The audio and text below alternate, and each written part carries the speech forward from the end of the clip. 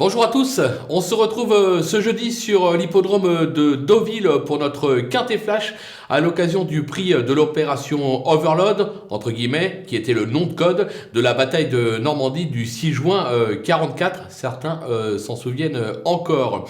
Une course qui va se dérouler sur les 1900 mètres de la PSF, des chevaux rompus à ce type de tournoi, des bases assez solides au papier. Maintenant c'est très ouvert pour les places, il va falloir être bien inspiré comme on dit.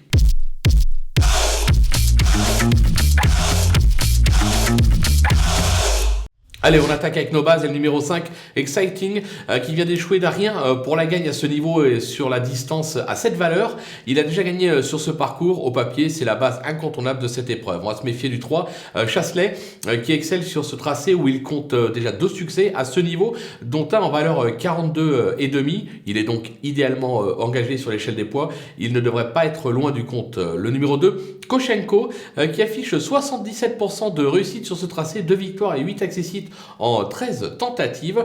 Il n'a plus trop de marge au poids, il n'a pas été gâté une nouvelle fois par le numéro dans les stalles. Mais moi je me dis qu'à l'issue d'une course limpide, il est capable de faire mal à plus d'un de ses adversaires du jour. Attention à lui. Du côté des opposants, le 4 Népalais qui retrouve le parcours de son dernier succès à ce niveau, mais c'était en valeur 37. Aujourd'hui, en 42 valeurs, ça se complique un tout petit peu. Maintenant, il aura Monsieur Quintet qui lui sera associé. Stéphane Pasquier, vu sa forme, difficile de l'écarter. Le 11, By the Way, qui a fait ses preuves à ce niveau et sur ce parcours. Il a repris de la fraîcheur depuis son dernier succès canois. Il mérite un large crédit. Le numéro 16, Kauna, qui est irréprochable ces derniers mois et qui se plaît sur le sable. Il semble compétitif à ce poids, il aura pour lui de la fraîcheur. C'est un peu une course test, mais moi je m'en méfie parce que franchement l'engagement est plutôt favorable. Le coup de poker, ce sera le numéro 12, Lettis Marvel, qui s'est déjà illustré sur ce parcours, mais à un niveau moindre. Ça se complique à ce niveau, mais l'engagement est vraiment favorable. Je me dis que s'il y a un cheval qui doit venir brouiller les cartes à belle cote, c'est lui. Les outsiders, vous l'aurez compris, ils sont nombreux avec le 8 Sagano qui vient de renouer avec le succès à ce niveau et sur ce parcours pour sa rentrée. Sa marge est moindre, mais le cheval est toujours au top. Il est capable tout simplement de confirmer. Le numéro 1, Full Précieux, son récent succès à ce niveau lui vaut 9 livres de pénalité. L'handicapeur a été dur quand même avec lui, parce que c'était pas une victoire de 20 longueurs d'avance. Maintenant, il affiche 100% de réussite sur ce parcours.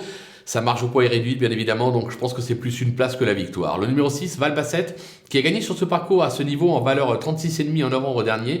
Il a depuis échoué en valeur 40, mais sans être ridicule. Je m'en méfie. Le numéro 13, Supersonic, qui a prouvé lors de ses 2 dernières performances qu'il valait un tel lot. Le handicapeur a fait un geste, moins 1 livre.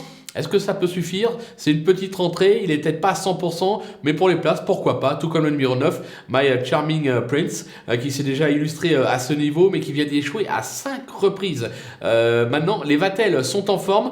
Ça serait vraiment prendre un énorme risque de l'écarter totalement. Bon, si vous n'avez pas la place, vous pouvez l'enlever. Maintenant, si vous avez la place, n'oubliez pas de le glisser en fin de combinaison. Du côté des délaissés, le numéro 7, King Cobra, qui a déjà brillé sur ce parcours, mais je le préfère aujourd'hui sur plus long. De plus, je le trouve pris assez haut sur l'échelle des poids, raison pour laquelle je n'y crois pas. Le numéro 10, Let's Fight, qui a des titres à ce niveau, mais la constance n'est pas son fort. Il effectue ici de surcroît une rentrée. Je pense qu'il va demander à souffler pour finir, raison pour laquelle je l'écarte. Le numéro 14, Jaiz, ses dernières sorties attestent sa forme, et il monte ici radicalement de catégorie. Même à l'aise sur ce tracé, je le juge un ton en dessous. Faut qu'il me rassure, faut qu'il me prouve qu'il a la pointure. Je suis pas convaincu. Et enfin le numéro 15, Hank Moody, qui reste sur 2 succès sur la distance, ce qui lui vaut de passer de 30 à 35,5 de valeur. La marche est pour moi trop haute cette fois-ci parce que l'opposition est vraiment de qualité, raison pour laquelle je préfère le regarder courir tout simplement. Faut prendre des risques, je prends le risque de l'écarter tout simplement. Voilà. Allez, on a fait le tour de cette belle épreuve, on va se quitter avec ma sélection bien évidemment et mes conseils de jeu. À vous de jouer.